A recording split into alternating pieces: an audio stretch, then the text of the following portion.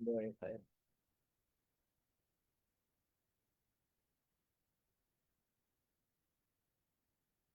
Well, Mazel tov to the dorm.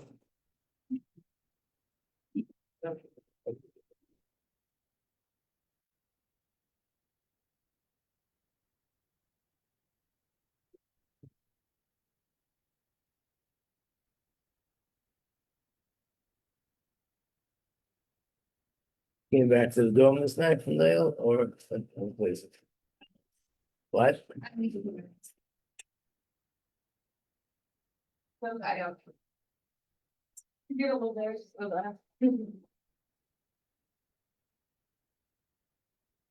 Okay. So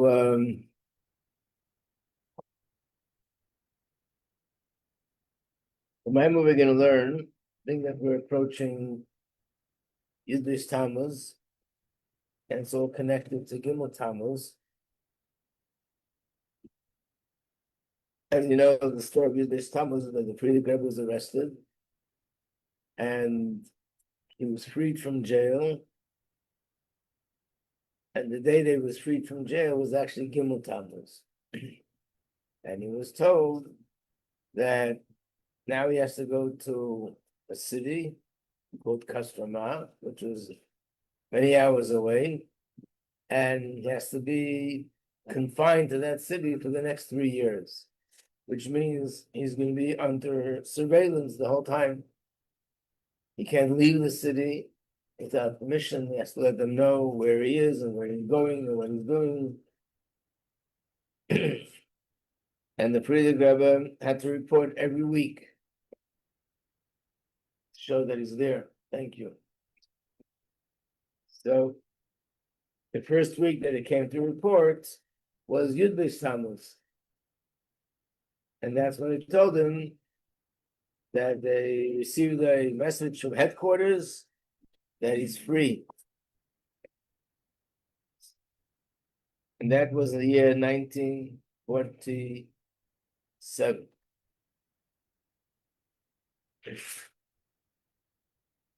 A year later, the first year after he went out of jail, he was already out of Russia. He was in Poland at the time. And he gave out a mimer. This was a mimer to celebrating the first celebration of his liberation. So originally, this was he sent a letter. Together with the letter, he sent the mimer, and in 1990, the Rebbe took that mimer, printed it like this as a separate pamphlet, and he handed it out to everybody, men, women, and children. So this is what? This one, what I'm holding in my hand. This is what the Rebbe gave out. Yeah. It was a few days before Yiddish Tammuz. Someone had a wedding on that night. I guess the Rebbe didn't want that it should interfere with the wedding, so he distributed it a few days before.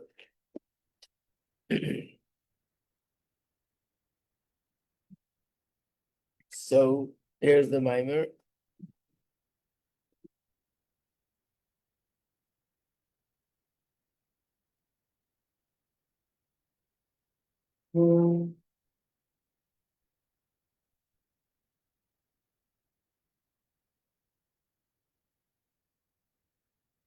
Letter and the mimer that I've been quoted hundreds of times. And of course, we'll probably talk about this more, how it's connected with the Gimel Tammuz, because the irony that Gimel Tammuz happened on the day that the Frierdiker Rebbe was released from jail. And not only that, the day that's really celebrated, you don't say Tachnon, we celebrate, is actually Yud Beis Tammuz. And the reason is because the day that he went out of jail wasn't such a big celebration. First of all, the Sivan were very disappointed. They heard he was going out of jail, so they thought everything's going back to normal. So when they found out that now he has to go to a different city and be there sort of in exile for 3 years, so there wasn't much of a celebration. The real celebration was Yud Beis Tammuz when he went out completely. We have to go back home. Turns out that the Chassidim in that time didn't know that initially the verdict was much worse than that. The verdict was Chas v'Shalom to completely execute. And therefore, the fact that he went out of jail was a miracle in itself. But at that time, people didn't know it. But the one who made Gimel Tammuz into a Yontiv actually is the Rebbe. The Rebbe all the years kept saying that we should really celebrate Gimel Tammuz also. The Rebbe made Farbrengens on Gimel Tammuz. A lot of the Svarim that the Rebbe printed, let me see this one, could be also. The Rebbe always put in a date to everything that got printed. And it's interesting that the Rebbe was the one who chose what the date should be. And see it here. But very often the Rebbe, this time of the year, the Rebbe would make the date Gimel Tammuz.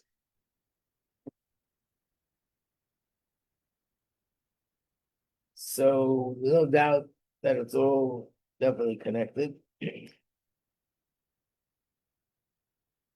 We'll talk about it as we go along. But first we'll do the Maimer.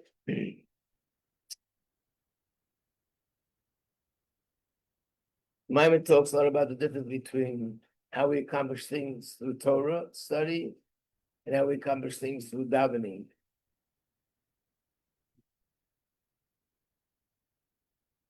And more, and we'll soon see. So, in the summer months, we say Pirkei Avos. And this Maimer begins with a Mishnah in Pirkei Avos. So in the book, what I gave you is page 6, is where the Maimer begins. The first page is the letter of the Frierdiker Rebbe. Maybe we'll go over that a little bit later. But now we'll start with the Maimer. Asarah Sheyoshvim v'Yiskom b'Torah. It says in Pirkei Avos, so there are 10 people that are sitting together and studying Torah. Shechina Shrui b'Neim, that Hashem's presence rests upon them.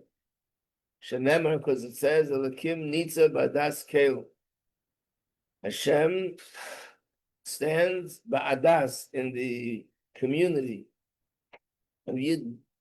And what's a community? Ein eda pchusam asara. Rashi said a community is not anything less than 10. How do we know that even if 5 people are studying Torah together, they also have the Shechina? Shenem, as it's written, Agudasai Aleretz Yisoda, that Agudasai means literally it means is Aguda is, there are different Perushim what it's referring to. One Perush that refers to Hashem's hand, which has 5 fingers. Yishal Chomish. So being that it says that Hashem dwells there, that means even if 5 people are learning Torah, Hashem dwells there. How do we know that even if 3 people are studying Torah, Hashem dwells there? Because it says B'kerev Elokim Yishpit, that Hashem is found amongst the judges who judge. And how many judges are there? 3. The minimum for judgment is 3 judges. So it means that when 3 people are learning together, there's also a Shechina. How do we know that even if 2 people are learning together, the Shechina is there?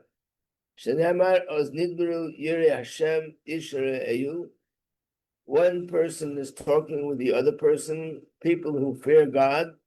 Hashem is listening to them. That means when 2 people are studying Torah, Hashem is also there and listening to their Torah study. How do we know that even 1 Yid is studying Torah, the Shekhinah is there? It says, wherever you will mention my name, Rashi says that means wherever you will make a point to mention my name, which is obviously through studying Torah, I will come there, and I will bless you. And being that it says, I will bless you, that means singular, it means we're not talking that there's a group of people, there's one person learning. This means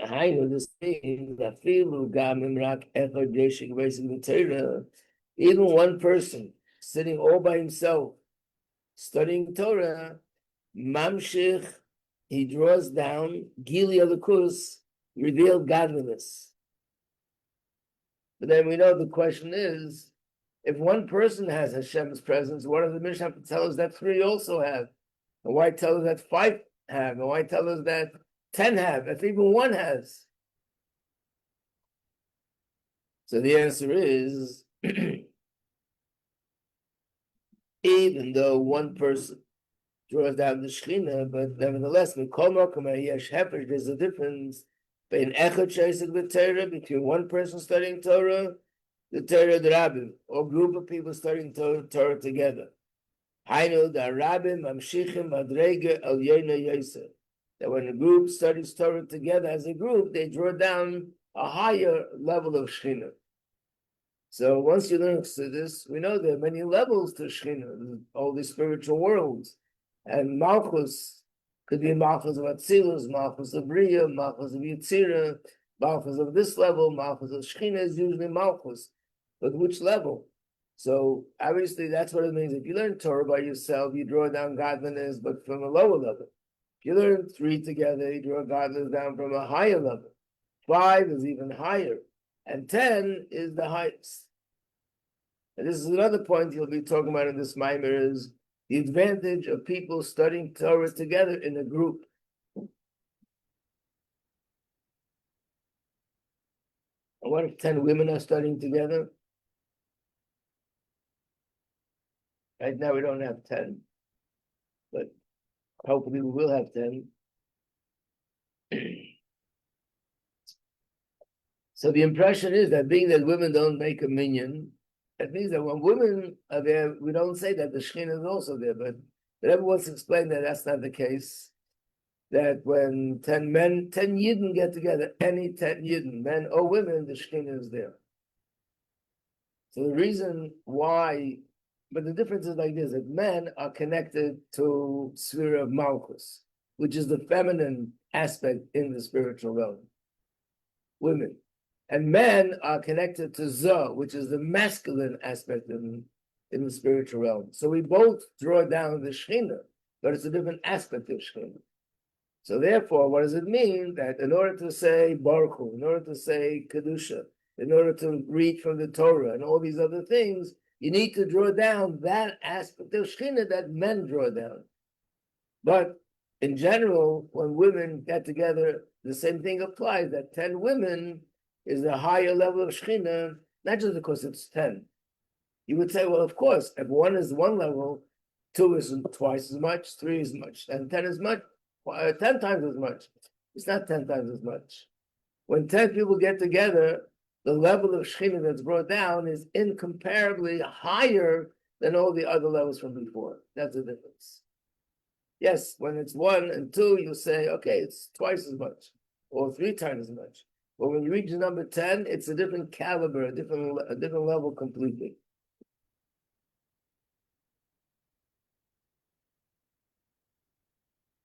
And he explains this as follows. Just like when it comes to davening. Shom Razal, Tfilas Rabim, Einan Nemesis. Normally a person thinks, what's the difference if I daven in my house, I daven in shul, I daven to Hashem, it's all the same. No, the Gemara says there's a difference. When people daven with the group, Tfilas Rabim, Einan Nemesis, it's not rejected. Shenem, as it says, Hein Kain Kabir Lo Yimos. Hashem would not reject my prayers. The Gemara asks, there's another source that over there it seems to be that there are times Hashem does reject it. And the answer is, when you're davening together as a group, then Hashem never rejects it. When I daven as an individual, there's more possibility of Chas v'Shalom, my request not being fulfilled. And what's the reason why when 10 people daven together, their request is not rejected? The answer is, Sharabim b'tfilosam, when you have a minyan davening together, mamshichim b'chinas yud gimel midas rachim. The level of godliness that you draw down is yud gimel midas rachim, the 13 attributes of mercy. And we know that the 13 attributes of mercy, what makes it unique is that these are the attributes that of Hashem's mercy, that no matter what I did, it's sort of an unconditional and unlimited kind of mercy. And that's why when the Yidden worship the Egel HaZahav, so Moshe Rabbeinu pronounced the 13 attributes of mercy. It's in the Chumash and Parshas Kisisa, because such an Aveira, which was so severe, it would be as if there's no way that Hashem would forgive them. But once he accessed the 13 attributes of mercy, then he was able to get Hashem's forgiveness. So just like with davening, when you daven together as a group, then you don't only bring down the Shekhinah, but you also bring down the 13 attributes of mercy. So too, when you daven, when you learn Torah as a group, in the minyan, you draw down a higher level of godly light. And now he's going to draw a parallel between the 13 attributes of mercy that we draw down when we daven, and what do we draw down when we learn Torah. Every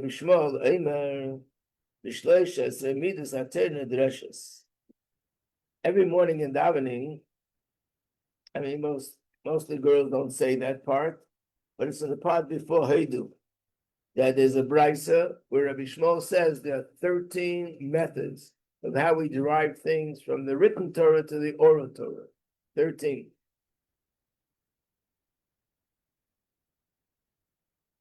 Which are called Yud Gimel Midas. These are the 13 ways. Shebehem v'ayada misgalus eratera. That means there are 13 gateways, 13 paths, how the hidden things in the written Torah are revealed. That's how they come to the oral Torah. It's revealed because it's in the written Torah, but it's hidden. But through these certain ways, we're able to derive what's hidden in the written Torah. So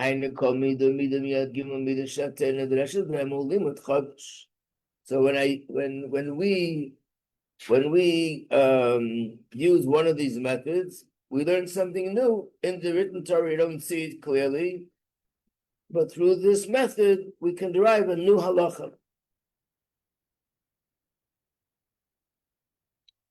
Let's take, for example, the first one of the 13. When you say kal v'chaymer, it teaches us something new. Kal v'chaymer means that the Torah says that there's a halacha that in this case, this is asur, or this in this case, you have to pay money for something that was done. And then we have a question about another case which is not written explicitly. So we say kal v'chaymer. This case that's written that you have to pay, or that it's not permissible, is something much lighter. So therefore, how much more so, something which is much more severe, certainly you have to pay. And many other things that go along those lines. That means if something is found by something which is lighter, it's certainly there by something which is more severe. That's called kal v'chaymer. So as a result of that, I know a new halacha, because what I'm coming to a conclusion is to a halacha which is not written explicitly in the Torah.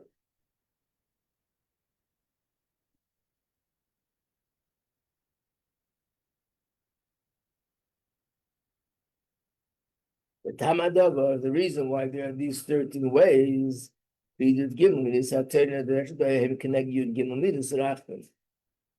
it's not just numbers. The 13 attributes of mercy and the 13 ways of learning the Torah are connected, which means that through Torah we can also draw down the 13 attributes of mercy. And that's why they're also connected to the 13 attributes of mercy. And that's why altogether there are 13 ways how we can derive something from the written Torah to the oral Torah. Mezritch Shemagi gives an example of something which we just learned this week, Parshas Balescha, the last thing in the Parsha, yesterday's Chitas. What does it say there?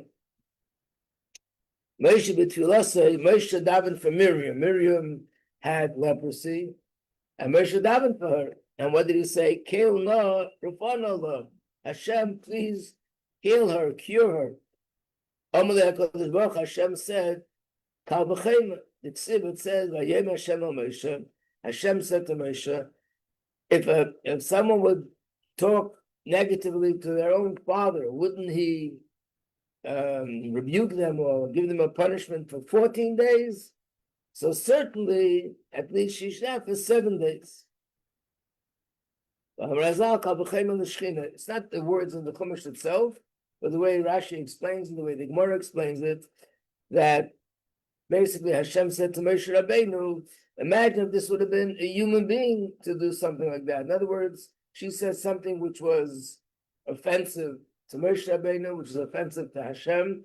If someone would do that to a father of flesh and blood, of course there would be consequences. So certainly with her there should be consequences. What is that? That's a kal v'chein. When you say, if you do something for someone who's flesh and blood, you should surely do that or more for Hashem, that's called kal v'chein. And what happened? So he's showing you like this, the Moshe b'tfilah, said Moshe when he davened said, Kael nar rifon nar lo. He used which name of Hashem? Kael.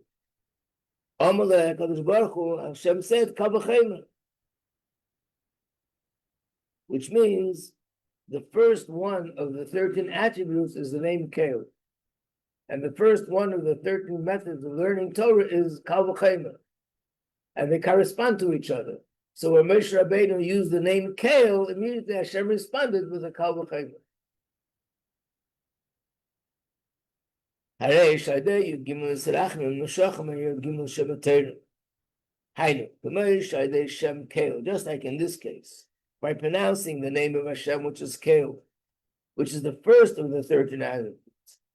Nimshach Inyan Hamida the kal v'chein. Through this, we able to draw down the first of Hashem's, the first of the methods of learning Torah, which is kal v'chein. The same would apply to the other 12. Through studying Torah, which has these 13 methods of studying. Here it is more Maimarim, for those that want, somebody could put it on this table, so they will be more accessible. Thank you.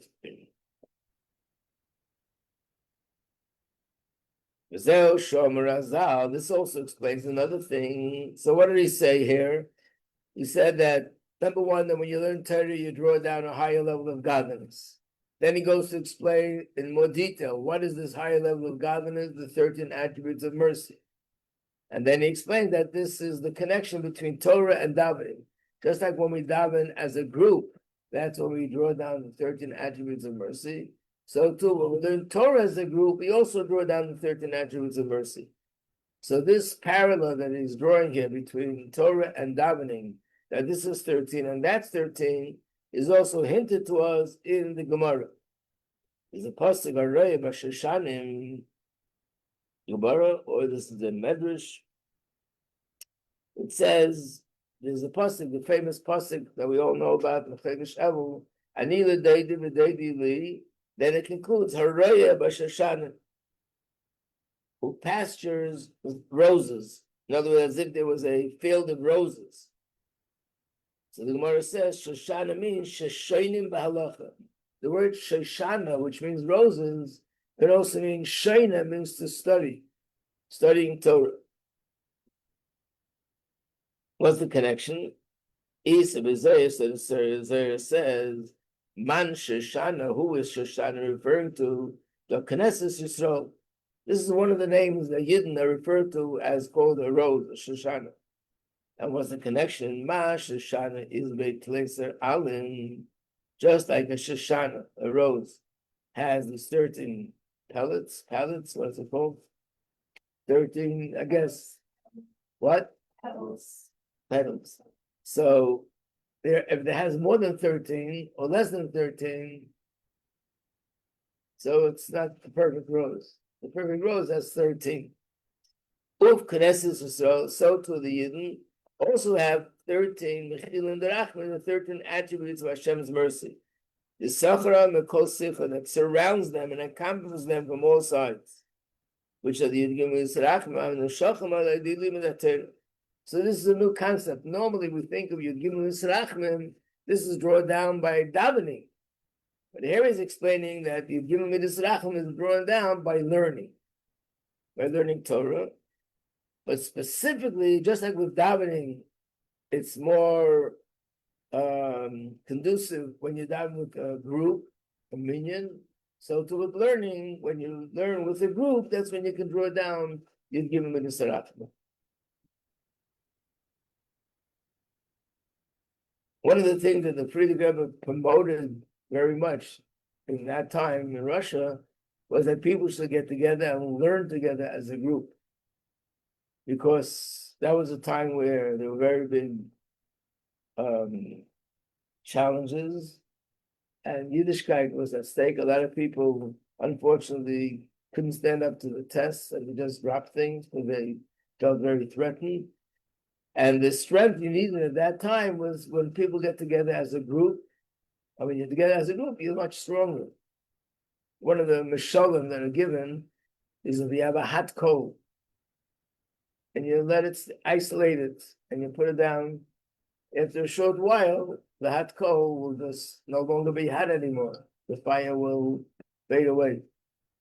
But if you have a whole group of coals, hot coals, it'll last so much longer. So they're all together. So when people are learning Torah together or bringing together, that gives much more strength. But here he's explaining that there's a deeper reason for it, not just because they're all together, but because when they're all together and they learn Torah, they're drawing down Yidgim Yisrachma. And the 13 attributes of mercy gives a person strength that he wouldn't get otherwise.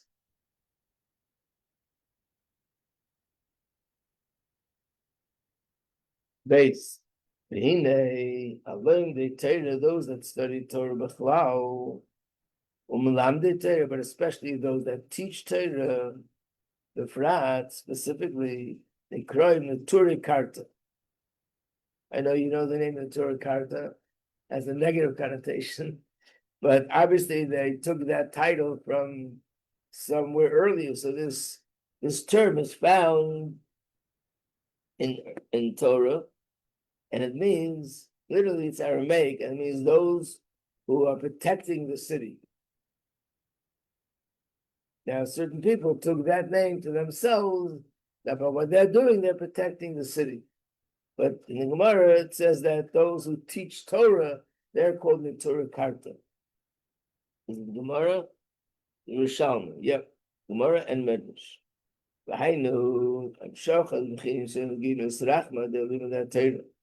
That when the people study Torah as a group, being that you're drawing down, you're giving me the Sarachimim, so therefore, and then mainly this is learning Torah as a group.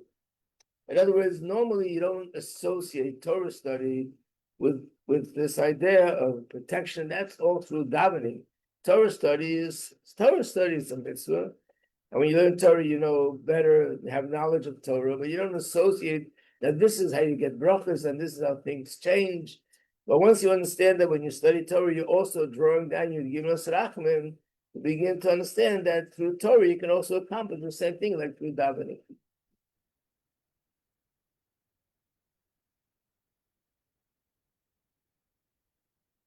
Now he's going to go explain the difference, though. There is a difference between Torah and Tefillah.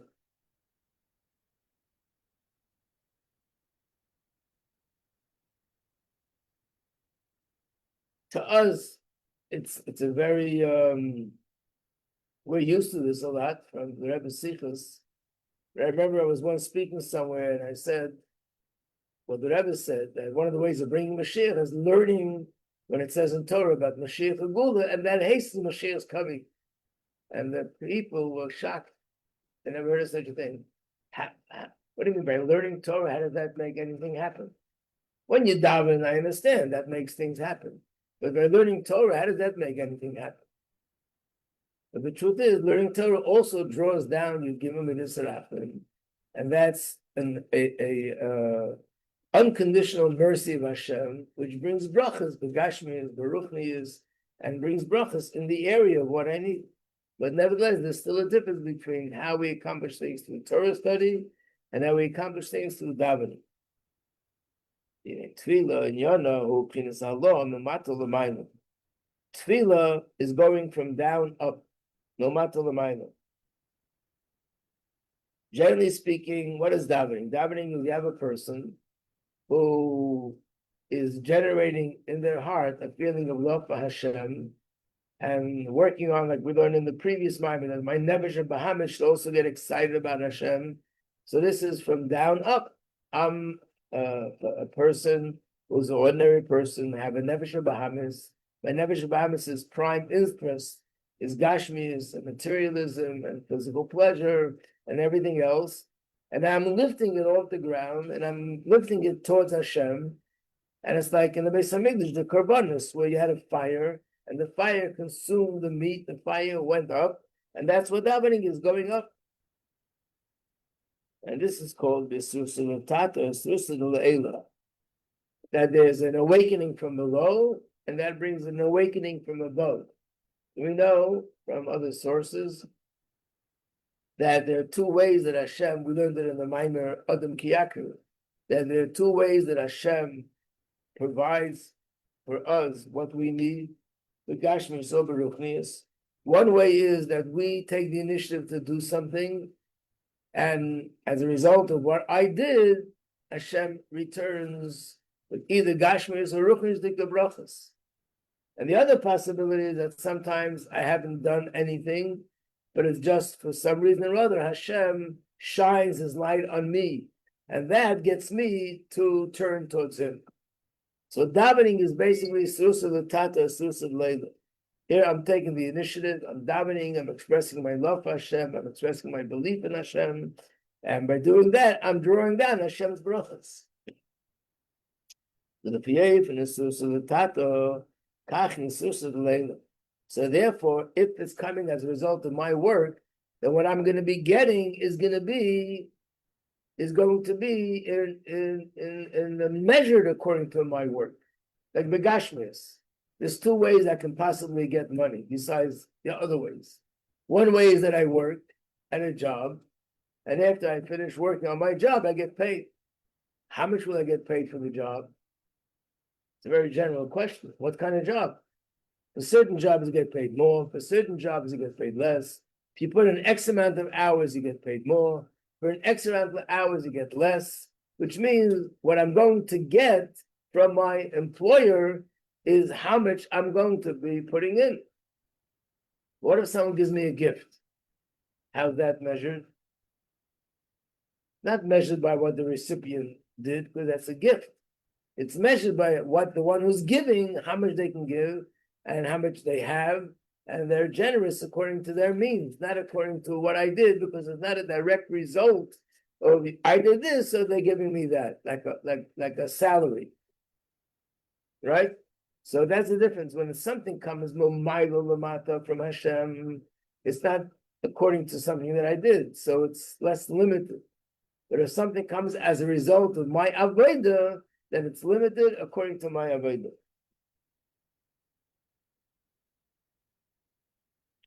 Tfilas Rabbim, and that explains what's unique about davening when it's a group together. Asher Rabbim adei tfilasim amshichim adei halos man. This word halos man, anyone know what it means? No, it's the term in Kabbalah that's used for Isurus L'Tata, the same thing as Isurus L'Tata. Halos man means the ascent of the feminine waters. That's the literal definition. But it's a term in Kabbalah which means Isrus L'Tata.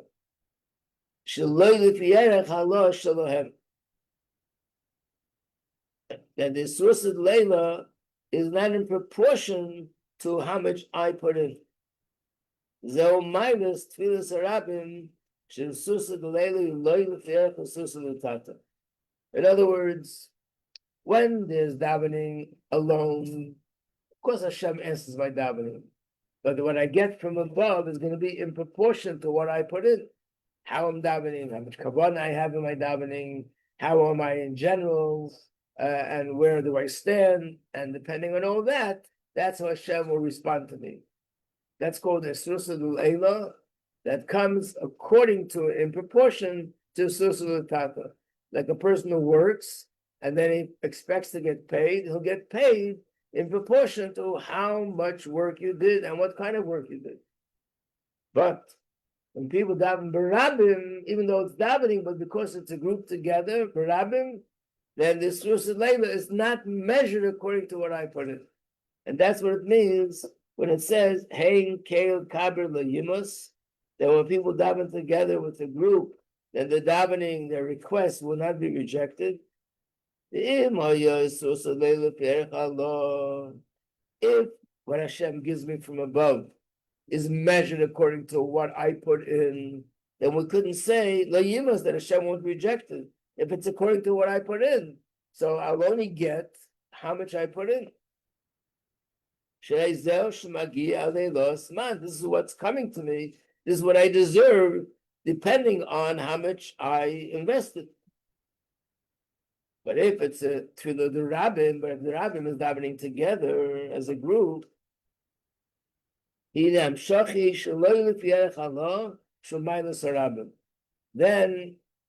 Hashem gives me hashpah, which is not in proportion to what I put in and where I am, but it's more from above. Like I said before, like the example of a gift.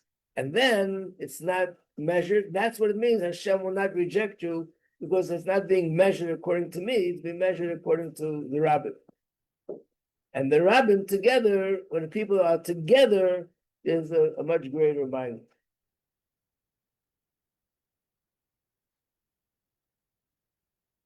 So basically, there's a rule. Rashi says this rule about two people. In fact, that rule is in this week's parsha by the Meraglim. You'll still see it in Rashi. That Rashi says from the Gemara, of course, that I would imagine if two people lift something, how much could they lift more than they can do on their own? So if one person has the ability to lift 50 pounds, and the other person has the ability to lift 50 pounds, together they should be able to lift 100 pounds. So the Gemara says, no, together they can lift 150 pounds. How did that happen? And the answer is, each one could lift 50, and the fact that they merge their energies together brings a new level of energy that wasn't there by either of them. That's why it's Begashmas. And of course, if there's 3 people, it's compounded. 4 people, it's more. 10 people, it's more. So one of the examples I give on Chassidus, and I always use the same word, the word bara. The word bay, the letter bays, you can write volumes on what the bay stands for, the way it's formed, the way it's shaped. After all, it says Hashem created the whole world with the bays. So it must have a lot in it, right? The word gracious. Must have mentioned it earlier that it says in the Zohar that before Hashem created the world, every letter of the alphabet came to Hashem and presented itself and asked that Hashem, please create the world with me. The Aleph and the Gimel and the Dalet and the Hey, and each one Hashem gave a reason why they're not suitable, that they should be the one with which to create the world. And then came the Beis, and Hashem said, that's it. So if Hashem created the universe with Beis, so obviously there's a lot in the Beis. And if Hashem could have created with the Reish or the Vav or the Chof, it means each letter has infinite wisdom in it and infinite depth in it, and through that Hashem could have created the world. So it says in Chassidus, but each letter separately is one thing. When you take the 4 letters together, Beis, Reish, Vav, final Chof, it spells the word Bara. Now there's something here that didn't exist before at all. There's a meaning to this word that you didn't have before. In other words, when you put details together, in addition to the fact that now you have a lot of details, there's something new that comes as a result of the merging. So the same thing with 10, that when you have 1 year davening and another year davening and another year davening, of course, each one adds, but for everybody together, there's a whole new light that comes only as a result of the combination. This explains the story of the Baal Shem Tov. The Baal Shem Tov used to daven very long, Shmoneh Esrei, very, very long. The students, they finished Shmoneh Esrei much earlier, so he used to wait, sometimes an hour, and sometimes 2, until he finished.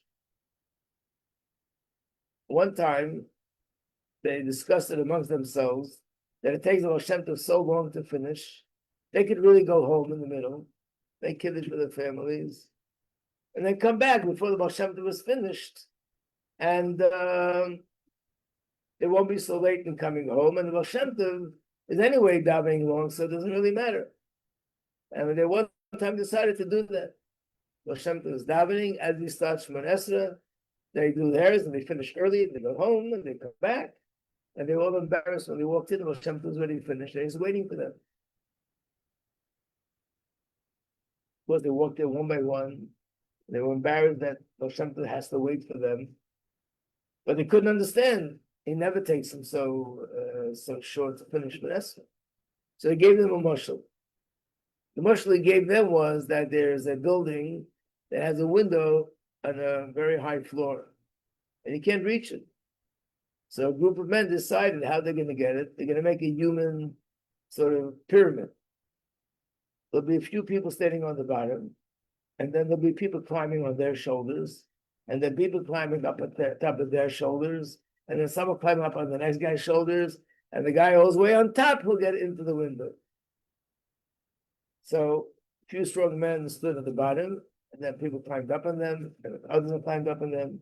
So the ones standing on the bottom are standing, and they're saying to themselves, listen, we're standing here, nothing's happening. So they don't really need us anymore, because now he's climbing up there. And they walked away. But as soon as they walked away, everything collapsed. Baal Shem Tov said, wherever I do, whatever I'm accomplishing, is going to have a minion in the room. Once you walked out, I came crashing down. My davening ended real fast. That means there's a certain koyach in a minion that doesn't exist when a person davens on his own. And that's when you're learning, when you're davening with a minion, then he's going to explain that the same thing is also when you're learning with a minion, you're learning with a group together. So we continue. Okay.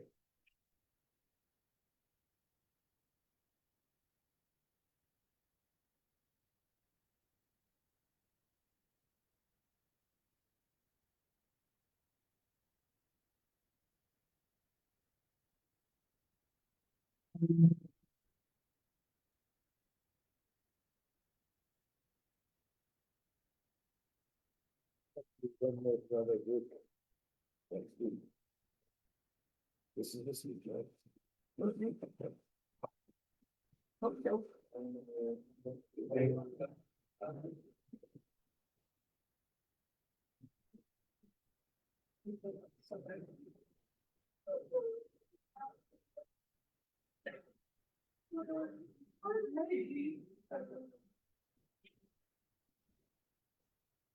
Okay.